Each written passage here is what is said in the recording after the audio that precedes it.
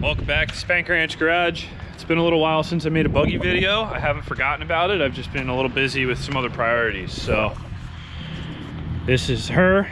She still exists and I have a lot of plans for it this summer.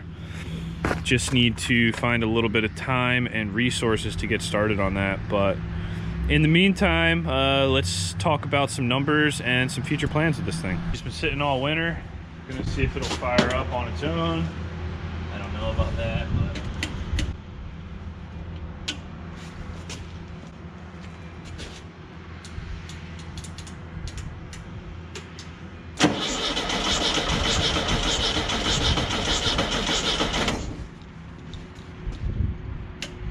a little more fuel.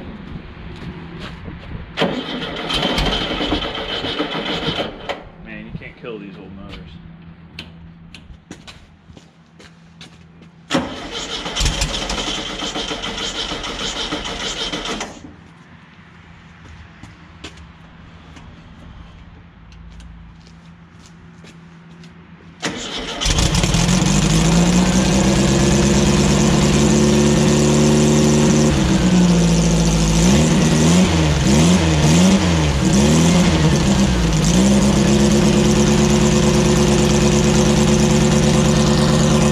Okay, so the buggy in this state, full of oil, 3/4 of a tank of fuel, all the tools and extra parts I keep when I ride it. This is 100% ready to ride. I just finished doing my quarter balancing.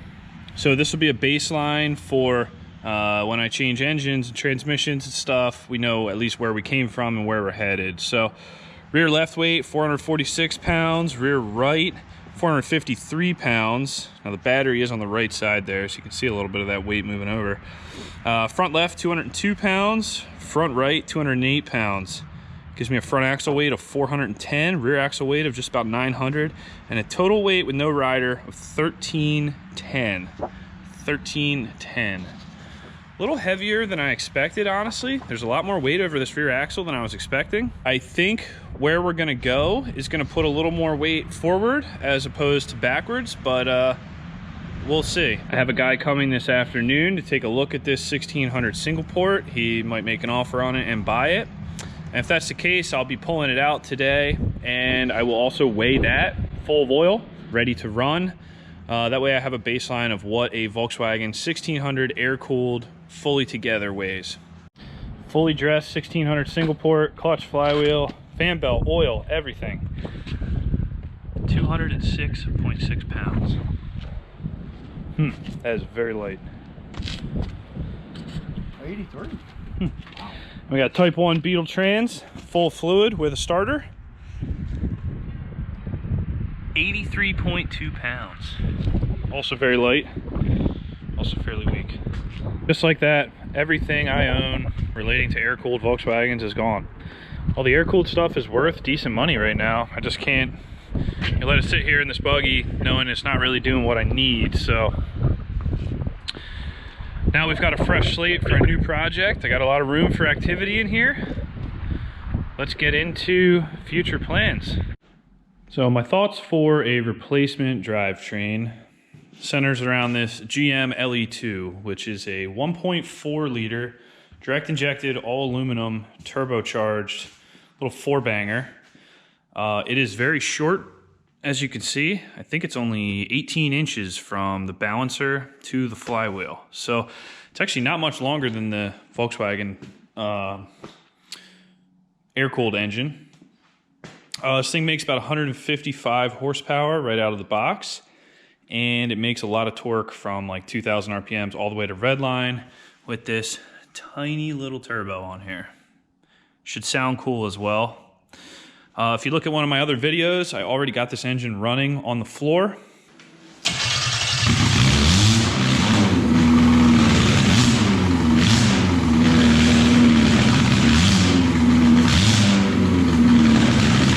On its factory computer with some tuning and some wiring. This is all good. So I proved that this could work in a standalone application. This is out of a 2018 Chevy Cruze. Also came in the 19 Cruzes, maybe 20. I don't even know if they made a 20. But this engine is also very, very similar to the 1.5 liter that comes in the Equinox and the Malibu, that kind of stuff. I think you could almost use them interchangeably.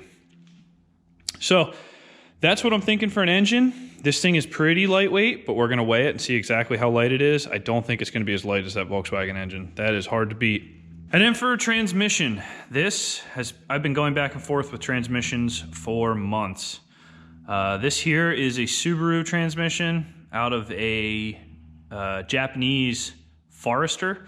So it's got a 4.44 final drive ratio, which is as good as you're gonna get with a Subaru Trans off-road. I got this Trans really cheap. Actually, I bought both of these combined for less than I sold the Volkswagen motor for. So I'm net zero on this stuff. The issue here is this transmission spins the wrong way. If you know anything about Volkswagen buggies, a lot of guys buy some gears from Australia to flip the ring and pinion in this, and then it runs backwards. The problem is it's like $2,200 just for the parts. That's a little out of my budget. The other option was to stay with a Volkswagen Trans, find a 3-rib, 5-rib, 6-rib, or a Vanagon Trans. My problem with that is they're going up in price. They're not that strong. Parts availability is rough. They're only a 4-speed. The reverse gear is weak as hell in almost all of them except for the Vanagon one. And just availability, I cannot get them easily. So these Subaru transmissions, I go on carpart.com right now. There's like 3 of them within 30 miles of my house for under $200. I break this somewhere, throw it in the trash, grab another one. Yeah, I'd like to keep the final drive ratio that's special to this one, but if I had to get a transmission to put the buggy back on the trails, they're everywhere. These trannies came from like, I don't know, early 90s all the way up to like 2016 in the Subarus. They're all fairly compatible. So the thought here is to actually flip the whole assembly around and run this buggy as a mid-engine buggy, meaning the engine will be right behind my seats. The transmission will be to the back of the buggy. Unlike the current configuration where the engine is in the far back and the transmission is in front of it. So that's why I wanted to pick an exceptionally short engine for that reason. I don't have a lot of room there. You'll see on the Subaru, the bell housing flange to axle location is very close. It's about 6.5 inches. It's comparable to a Volkswagen transaxle. And then you can see this is considerably longer than a Volkswagen Trans, but most of this is coming off. So this whole tail housing will be going in the trash, and I'll be building a custom differential housing here, pulling the rear diff out, and welding some gears together to make this a true transaxle. All right, let's weigh some of these parts and see how they look.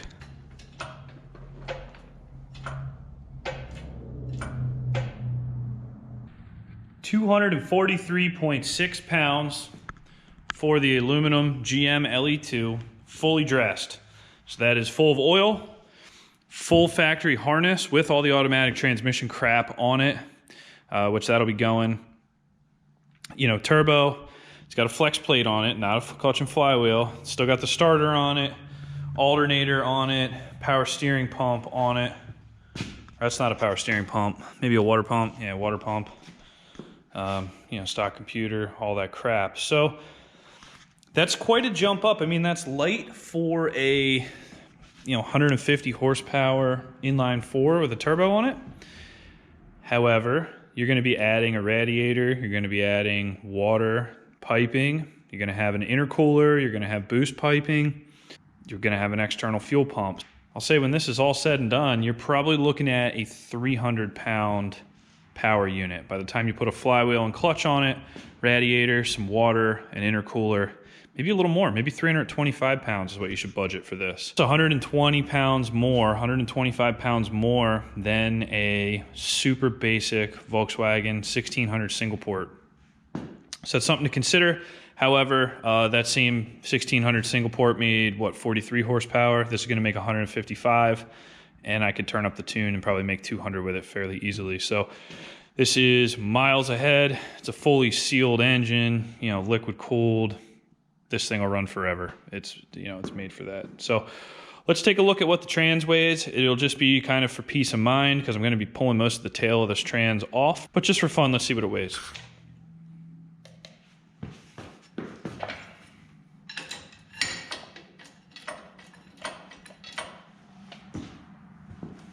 134 pounds. That is a heavy trans. I didn't expect all that. 134 pounds. I can tell there's a lot of weight back here, and I know there's a big cast iron differential in there. So I will update, well, when I make a new video for setting up this transmission for off-road use, and I hack the whole rear off, we'll see what it weighs. I'd like to get it below 100 pounds. I think maybe that's obtainable, but either way, it does have an additional gear in it. It's got full-size reverse gear, and you know, it should be stronger than most of the Volkswagen transmissions I'm gonna find. Now, I know these transmissions have a crappy reputation in street cars, but you gotta think that they were powering a 3,000 pound car. People are launching all-wheel drive on pavement, and they're breaking these things. Well, you know, I'm spinning a tire in the dirt in a 1,300 pound buggy, so I really do think this transmission will hold up to my abuse, but if it doesn't, at least it's obtainable. Here's a little more math about the weights of these engines and transmissions. 1,600 single port, fully dressed, flywheel, clutch, oil, pretty much ready to run. Hook up the wires, put a fuel line on it, it's ready to go. About 207 pounds. And Type 1 trans with a starter on it and full fluid, 83 pounds, giving us a total of 289.8 pounds. And that setup right there is rated at about 47 horsepower if it runs right. Now, mine never ran right. Unfortunately, I didn't have a chance to dyno it before I got rid of it, but we'll give it benefit of the doubt. It made 47 horsepower. So this Chevy LE2 motor here, 243 horsepower, pretty much ready to run. However, that is missing radiator, intercooler, and piping, and a flywheel. So that weight's gonna go up a little bit. And then the Subaru Trans at 134 pounds, that weight's gonna go down a little bit. I expect to knock 20 to 30 pounds off of that, converting it to rear-wheel drive. So I threw an extra 75 or so pounds at this number for the total to compensate for the flywheel, the radiator, and the intercooler piping. So we're gonna say this setup probably come out around 420 pounds, all said and done, ready to run. So let's talk power to weight ratio of that. I'm calling stock the way the buggy was. The way I weighed it this morning at 1,310 pounds, 47 horsepower. That puts us at 27.9 pounds per horsepower. You want a lower number here. More pounds per horsepower means each horsepower has to move more weight. So with the LE2, that's gonna bring the buggy up to about 1,448 pounds is what I estimate. We'll see, it might fluctuate 50 pounds lighter, 50 pounds heavier, we don't know yet. That puts us at a power to weight ratio of 9.47, which is substantially better than this. So to put that into perspective, what do these numbers mean? A Hellcat Challenger makes 717 horsepower, weighing 4,400 pounds. It has a power to weight ratio of 6 pounds per horsepower. And an NB Miata weighs 2,350 pounds with 140 horsepower and is a 16.7 pound per horsepower. It ain't quite a Hellcat, but it's a lot better than a Miata, and it's a hell of a lot better than what it was with that little air-cooled Volkswagen motor on there. My thoughts with this buggy have always been reliability is extremely important, parts availability is extremely important, and cost factor, and then performance. So I did a lot of back and forth deciding between building up an air-cooled Volkswagen, you know, with a stroker, nice set of heads, some big bore cylinders, and then maybe putting like a 3-rib or a 5-6 rib bus trans in it, some type of transmission to hold up with it. And looking at the cost of that, it's actually, to me, not very cost effective to stick with the Volkswagen stuff, considering the fact that I can't just go to any junkyard and buy replacement parts for it like I can with this, right? Any junkyard in America right now has a 2018 Chevy Cruze or 20 years worth of Subaru if I need another transmission.